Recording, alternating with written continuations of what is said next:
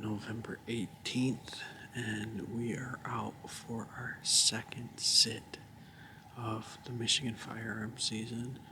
We came out on the 15th, but the weather in Michigan was horrible for opening day. Pretty unfortunate. I was hoping to get a birthday buck this year, but it didn't happen. So far, this morning, it's been super slow. It seems like right before gun season, these deer really just started staying tight to the bedding. They don't seem to be moving nearly as much as they were like 2 weeks ago. I don't know, might have some luck in the afternoon. So we're gonna sit here for a little longer and then decide what we're gonna do.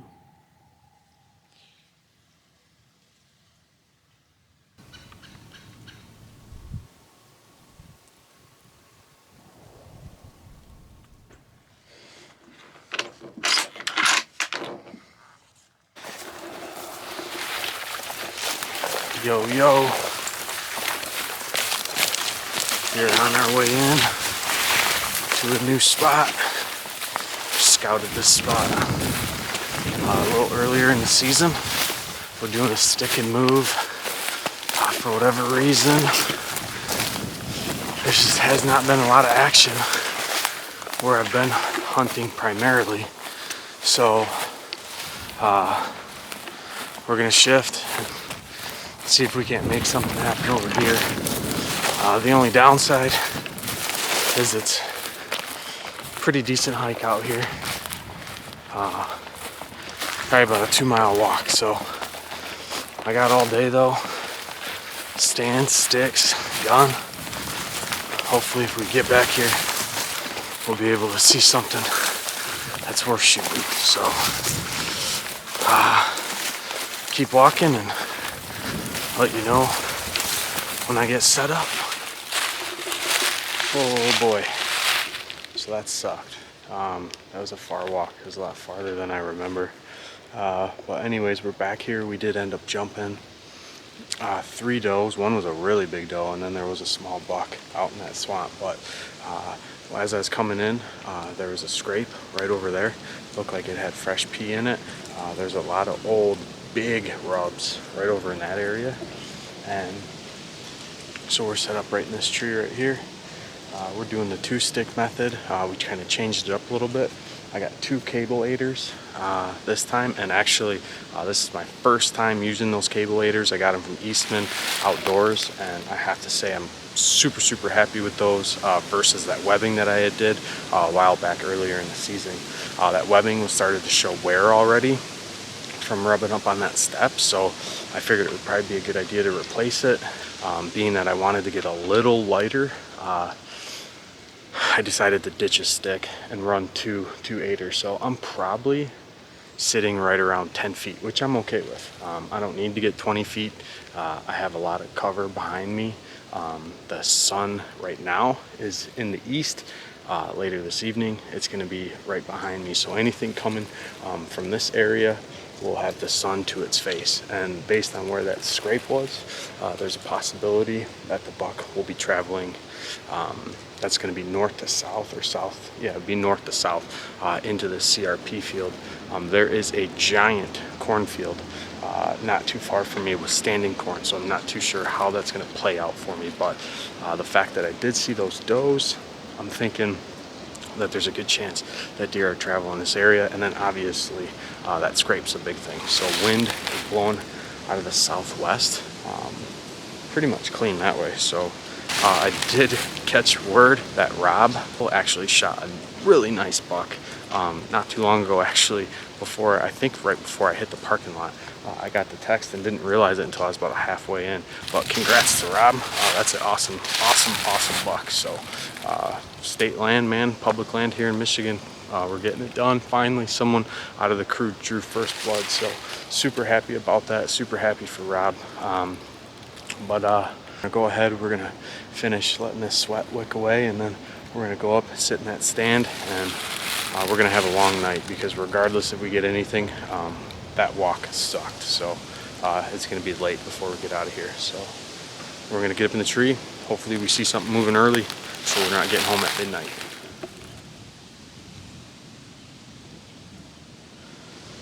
All right, so we are finally set up and in the tree. We're in like a super nice spot. We got a lot of rolling hills that dip in, kind of like this bottom, and then this is just all super nice hardwoods. I got a good feeling about this. I think we'll see some deer. If we see a shooter or not, that's debatable, but we're out here. I've wanted to hunt this spot since I scouted it earlier, so I'm excited to be out here. It's new, it's fresh, it's not the same old spot day in and day out. So you know, a lot of benefit to being mobile. You know, you get to see new areas, see new hunts, freshen things up a little bit. Fingers crossed, man. See a midday cruiser.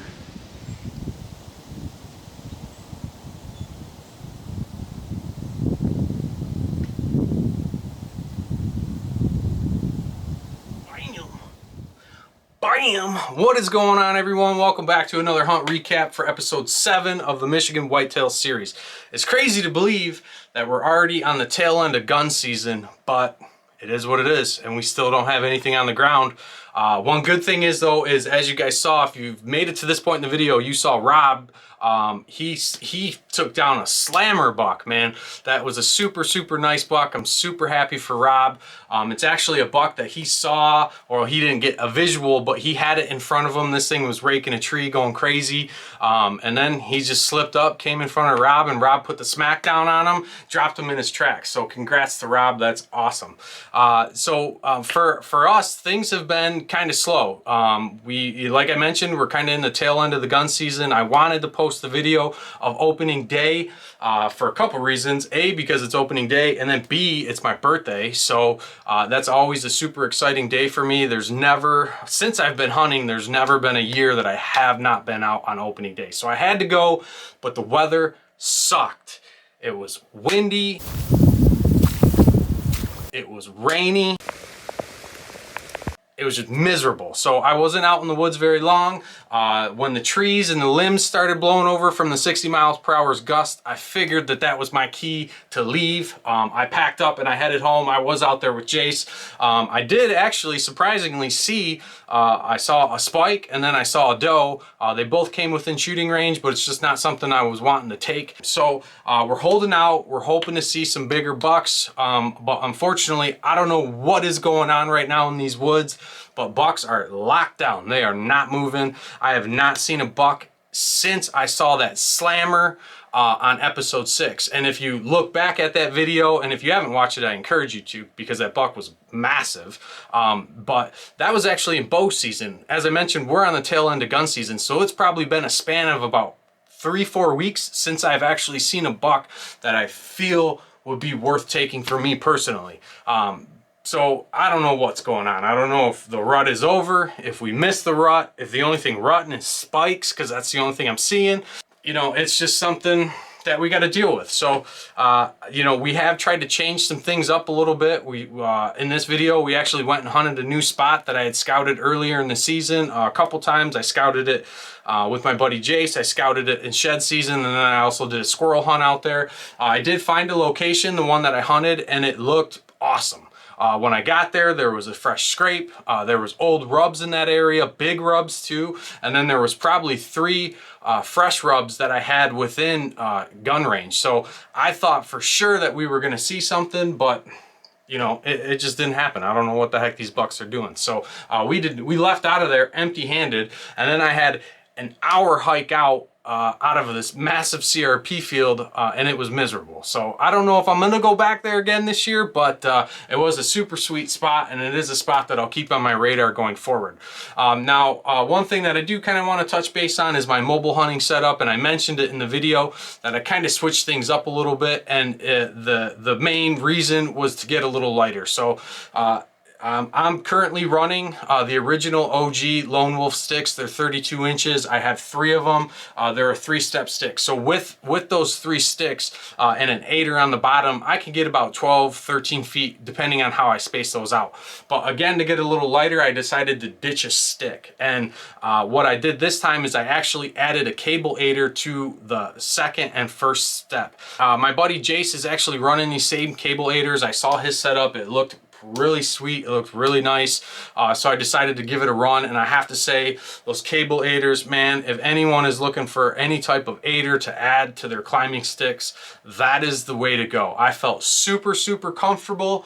You know, with the webbing 8er that I made, I was not comfortable running it on a 2nd step, but with these, man, I felt super comfortable. It was super easy to get up into the tree. It was super easy to find them as you were getting down. They stay open. When you step into them, they hug your foot and almost slam your foot up against the tree, so it gives you some stability as you go to step down. So if you're looking for a cable 8er, or if you're hesitant to add a cable 8er, I do want to tell you that that is for sure what I'm going to run going forward. It was an awesome setup. You know, thanks for Jace for giving me the pro tip on the cable 8ers, but those things are definitely a thumbs up. So I'm going to continue to run that system. But going forward, I think what we need to do is we need to kind of reevaluate our whole setup, because my setup was still heavy, even with the stand and 2 sticks with 2 cable 8ers. I'm still riding around like 15 pounds. So, and that doesn't even include the rest of my gear, my camera arm, my camera, batteries, all my layering. So things start to add up real quick. So next year, I'm probably going to reevaluate that whole mobile setup, just so I still feel like going across swamps, going in deep, which we do want to do. But with that setup, you know, I kind of feel lazy about it, and I don't really want to do it. So we got to kind of reevaluate that setup. But that's going to be it for this video. There's not a whole lot to talk about, so I do greatly appreciate you guys tuning in, and whoever's followed along with the hunting season up until this point.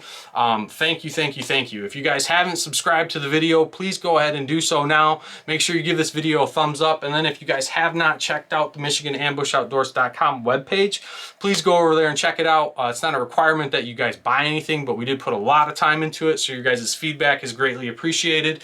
Let us know what you guys think of the site. We do have some merch available for purchase. It's not a requirement that you buy anything, but your guys' purchase of our merch, hats, beanies, shirts, greatly supports this channel and keeps us doing what we're doing. And that's it, man. Fingers crossed we end up seeing something this weekend before gun season ends here in Michigan. We really do want to get a buck on the ground, but if not, we're going to have to seriously start considering popping a doe, because our freezer is getting empty and we need to put some meat in it. But stay tuned, stick with us, and we'll see you guys on the next one.